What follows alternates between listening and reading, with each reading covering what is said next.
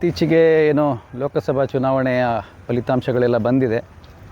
ಈ ಫಲಿತಾಂಶವನ್ನು ನಾವು ನೋಡಿದಾಗ ನಮ್ಮ ದೇಶದ ಜನ ಈ ದೇಶದಲ್ಲಿ ಯಾವುದೇ ಕಾರಣಕ್ಕೂ ಏನು ಇಲ್ಲಿನ ಪ್ರಜಾಪ್ರಭುತ್ವ ಇದೆ, ಇಲ್ಲಿನ ಡೆಮೋಕ್ರಸಿ ಇದೆ, ಅದನ್ನು ಹಾನಿಯಾಗೋಕ್ಕೆ ಬಿಡೋದಿಲ್ಲ ಅನ್ನುವಂಥದ್ದು ಒಂದು ಸ್ಪಷ್ಟ ಸಂದೇಶ ಈ ಬಾರಿಯ ಚುನಾವಣೆಯಲ್ಲಿ ಫಲಿತಾಂಶ ಹೇಳ್ತಾ ಇರುವಂಥದ್ದು.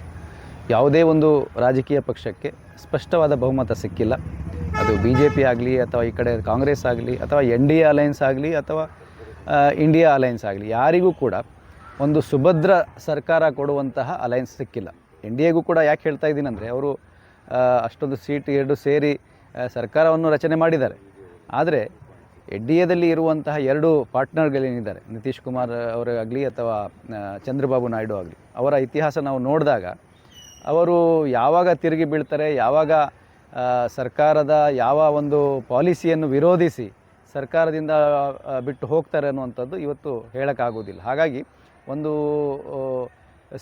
ಸುಭದ್ರ ಸರ್ಕಾರ ಕಂಟಿನ್ಯೂ ಆಗಿ ನಡೆಯುತ್ತೆ ಅಂತ ಹೇಳುವಂಥದ್ದು ಭಾಳ ಕಷ್ಟ. ಇನ್ನೂ ಸ್ಪೀಕರ್ ಚುನಾವಣೆ ಏನಿದೆ ಅದರಲ್ಲೂ ಕೂಡ ಭಾಳಷ್ಟು ಗೊಂದಲಗಳು ನಡೀತಾ ಇದ್ದಾವೆ. ಒಂದು ಕಡೆ ನಿತೀಶ್ ಕುಮಾರ್ ಅವರು ನಾವು BJPಯಿಂದ ಯಾರು ಹೆಸರು ನೀವು ಸೂಚಿಸ್ತೀರಾ ಅದನ್ನು ನಾವು ಒಪ್ತೇವೆ ಅಂತ ಹೇಳ್ತಾ ಇದ್ದಾರೆ. ಆದರೆ ಚಂದ್ರಬಾಬು ನಾಯ್ಡು ಅವರು NDAಯಿಂದ ನಾವು ಆಯ್ಕೆ ಮಾಡಬೇಕಂತ ಹೇಳ್ತಾ ಇದ್ದಾರೆ. ಹೀಗೆ ಸುಮಾರಷ್ಟು ಗೊಂದಲಗಳು ಈಗ ನಡೀತಾ ಇದ್ದಾವೆ. ಒಂದಂತೂ ಸ್ಪಷ್ಟ ಏನಂದರೆ, ಈ ಒಂದು ಚುನಾವಣೆಯಲ್ಲಿ ಈ ದೇಶದ ರಾಜಕಾರಣಿಗಳಿಗೆ ಇಲ್ಲಿನ ಮತದಾರರು ಒಂದು ಪಾಠ ಕಲಿಸಿದ್ದಾರೆ. ಏನು, ಅತ್ಯಂತವಾದ ಜನವಿರೋಧಿ ನೀತಿಗಳು, ಜನವಿರೋಧಿ ಪಾಲಿಸಿಗಳು ನೀವು ನಡೆಸಿದರೆ ಜನ ಅದನ್ನು ಸಹಿಸೋದಿಲ್ಲ. ಜನ ಆ ರೀತಿಯ ರಾಜಕಾರಣವನ್ನು ಜನ ಯಾವುದೇ ಕಾರಣಕ್ಕೂ ಬೆಂಬಲ ಕೊಡುವುದಿಲ್ಲ ಅನ್ನುವಂಥದ್ದು ಒಂದು ಸ್ಪಷ್ಟ ಸಂದೇಶವನ್ನು ಕೊಟ್ಟಿದ್ದಾರೆ.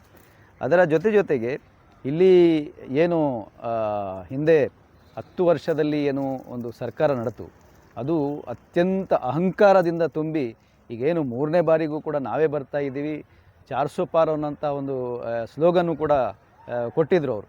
ಅದರಿಂದ ಆ ಅಹಂಕಾರವನ್ನು ಮುರಿಯುವಂತಹ ಕೆಲಸವೂ ಕೂಡ ಈ ಜನಾದೇಶ ಮಾಡಿದೆ. ಈಗ ಸದ್ಯಕ್ಕೆ ನಾವು ಹೇಳಬೇಕಂದ್ರೆ ಈ ಸರ್ಕಾರ ಒಂದು ಕಾಲಲ್ಲಿ ನಿಂತಿರುವಂಥದ್ದು, ಇದು ಯಾವಾಗಲೂ ಕೂಡ ಇಂಬ್ಯಾಲೆನ್ಸ್ ಆಗುವಂಥ ಸಾಧ್ಯತೆಗಳಿದೆ.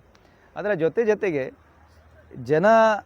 ಜನರಿಗೆ ನೀವು ಚುನಾವಣೆಯ ಸಂದರ್ಭದಲ್ಲಿ ಏನು ವಾಗ್ದಾನಗಳನ್ನು ಮಾಡಿದ್ರಿ, ಏನು ನಿಮ್ಮ ಮ್ಯಾನಿಫೆಸ್ಟೋದಲ್ಲಿ ಏನೇನು ಹೇಳ್ಕೊಂಡಿದ್ರಿ, ಅದು ಆ ಮ್ಯಾನಿಫೆಸ್ಟೋವನ್ನು ಜನರಿಗೆ ತಲುಪಿಸುವಂಥದ್ದು ಅಥವಾ ಅದನ್ನು ಪೂರ್ಣಗೊಳಿಸಲಿಕ್ಕೆ ನಿಮಗೆ ಸಾಧ್ಯತೆ ಇಲ್ಲ ಈಗ. ಯಾಕಂದರೆ ನೀವು ನಡೆಸ್ತಾ ಇರುವಂಥದ್ದು ಈಗ ಸಮ್ಮಿಶ್ರ ಸರ್ಕಾರ, ಅದು ಕೂಡ ಒಂದು ಸಂಪೂರ್ಣವಾದ ಬಹುಮತ ಇಲ್ಲದ ಸರ್ಕಾರ. ಹಾಗಾಗಿ ನೀವು ಒಂದು ರೀತಿಯಲ್ಲಿ ಜನರಿಗೆ ಮೋಸ ಮಾಡ್ದಂಗೆ, ಅದು ಜನರಿಗೆ ಏನು ವಾಗ್ದಾನ ಕೊಟ್ಟಿದ್ದರೂ ಯಾವುದೇ ಕಾರಣಕ್ಕೂ ಅದು ಪೂರ್ಣಗೊಳಿಸಲು ಸಾಧ್ಯ ಇಲ್ಲ. ಅದೇ ರೀತಿ ಈ ದೇಶದಲ್ಲಿ ಈ ಚರ್ಚೆಗೆ ಆಗಬೇಕಾದಂಥದ್ದು ಈ ರೈತರ ಸಮಸ್ಯೆ ಆಗಲಿ, ಇಲ್ಲಿನ ಕಾರ್ಮಿಕರ ಸಮಸ್ಯೆ, ಇಲ್ಲಿನ ಏನು ಬೆಲೆ ಏರಿಕೆಯ ಸಮಸ್ಯೆ, ಸಾಮಾನ್ಯ ಜನರ ಸಮಸ್ಯೆಗಳೇನಿತ್ತು ಅದು ಭಾಳ ಕಡಿಮೆ ಚರ್ಚೆಯಲ್ಲಿ ಬಂತು. ಅದರ ಬಗ್ಗೆ ಯಾರೂ ಕೂಡ ಜಾಸ್ತಿ ಪ್ರಸ್ತಾವ ಮಾಡಿಲ್ಲ. ಆದರೆ ಬಹುಶಃ ಈ ಒಂದು ಇಂಡಿಯಾ ಅಲೈನ್ಸ್ ಸರ್ಕಾರ ಏನಾದರೂ ರಚನೆ ಆಗ್ತಿದ್ರೆ ಈ ಒಂದು ವರ್ಗಗಳ ಸಮಸ್ಯೆಗಳು ಏನಾದರೂ ಸ್ವಲ್ಪ ಅವರ ಸಮಸ್ಯೆಗೆ ಬಗೆಹರಿಸ್ತಿತ್ತೋ ಏನೋ ಅನ್ನುವಂಥ ಒಂದು ನಮಗೆ ಈ ಸಂಶಯ ಆಗ್ತಾಯಿದೆ. ಆದರೆ ಅದು ಕೂಡ ಈಗ ಆಗ್ತಾ ಇಲ್ಲ. ಆ ಸರ್ಕಾರ ಬಂದಿದ್ದರೂ ಕೂಡ ಅಲ್ಲಿ ಚುನಾವಣೆಯ ಸಂದರ್ಭದಲ್ಲಿ ಎಲ್ಲ ಪಕ್ಷಗಳು, ಇಂಡಿಯಾ ಅಲೈನ್ಸಿನ ಒಂದು ಮ್ಯಾನಿಫೆಸ್ಟೋ ಇದ್ದಿಲ್ಲ, ಬೇರೆ ರಾಜಕೀಯ ಪಕ್ಷಗಳ ಸೆಪರೇಟ್ ಆದ ಮ್ಯಾನಿಫೆಸ್ಟೋ ಇತ್ತು. ಹಾಗಾಗಿ ಅವರು ಸರ್ಕಾರಕ್ಕೆ ಬರ್ತಿದ್ರೂ ಕೂಡ ಎಲ್ಲರೂ ಸೇರಿ ಒಂದು ಮ್ಯಾನಿಫೆಸ್ಟೋ ಇದ್ದಿಲ್ಲ. ಎಲ್ಲ ಪಕ್ಷಗಳು ತಮ್ಮ ಮ್ಯಾನಿಫೆಸ್ಟೋವನ್ನು ಒಂದು ರೀತಿಯಲ್ಲಿ ಸುಳ್ಳು ಭರವಸೆಗಳನ್ನು ಜನರಿಗೆ ಕೊಟ್ಟು ಇಲ್ಲಿ ಅಧಿಕಾರಕ್ಕೆ ಬರುವಂತಹ ಒಂದು ಪರಿಸ್ಥಿತಿ ನಿರ್ಮಾಣವಾಗ್ತಿತ್ತು. ಹಾಗಾಗಿ ಮುಂದಿನ ದಿನಗಳಲ್ಲಿ ಈ ಸರ್ಕಾರ ಎಷ್ಟು ದಿನ ಇರುತ್ತೋ ಗೊತ್ತಿಲ್ಲ, ಮತ್ತೆ ಮಧ್ಯದಲ್ಲಿ ಚುನಾವಣೆ ಆಗುವ ಸಾಧ್ಯತೆಗಳು ಇರುತ್ತೆ. ಜನ ಈಗ ಹೇಗೆ ಪಾಠ ಕಲಿಸಿದ್ದಾರೆ ಅದೇ ರೀತಿ ಮುಂದಿನ ದಿನಗಳಲ್ಲಿ ತಮಗೆ ಬೇಕಾಗಿರುವಂತಹ ತಮ್ಮ ಬೇಡಿಕೆಗಳನ್ನು ಈಡೇರಿಸುವಂತಹ ಸರ್ಕಾರಗಳು, ಜನಪ್ರತಿನಿಧಿಗಳನ್ನು ಜನ ಆಯ್ಕೆ ಮಾಡಬೇಕಂತ ಇದರಿಂದ ಒಂದು ದೊಡ್ಡ ಪಾಠ ನಮಗೆ ಸಿಗ್ತದೆ.